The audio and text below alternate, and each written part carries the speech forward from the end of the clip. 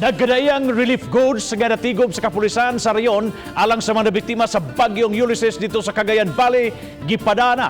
Samtang usa ka opisyal sa Piero 7, emosyonal tungod nga napiktuhan mismo ang iyang pamilya sa naasoy katalagman. Ano ang report?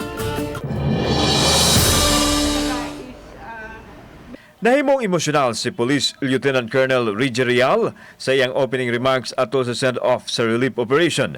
Tungod kay mismo ang ilang balay sa Cagayan nalunupan.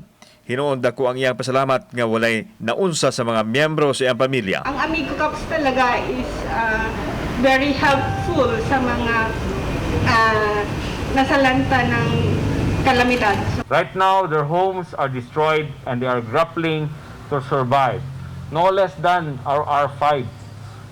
Her family, their ancestral house, their family house have been destroyed during Ulysses.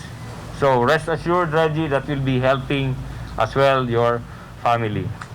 Natandog ang Pangulo sa Police Regional Office 7, Police Brigadier General Albert Ignacio Spero sa initabo sa mga tao nga nabiktima sa katalagman.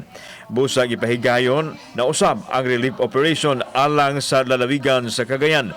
Pinaagi usab kini sa mga taong nagpakabana ug mipaambit sa bisan unsa nga matabang.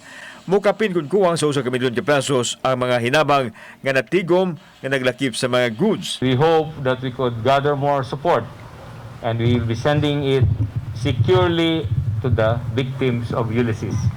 Una nang nakapadala og hinabang ang kapolisan sa mga nabiktima sa Bicol Region, ilabi na sa Catanduanes. Kauban si Malon Melgaso, ako si Alang Domingo. Balitang Bisdak.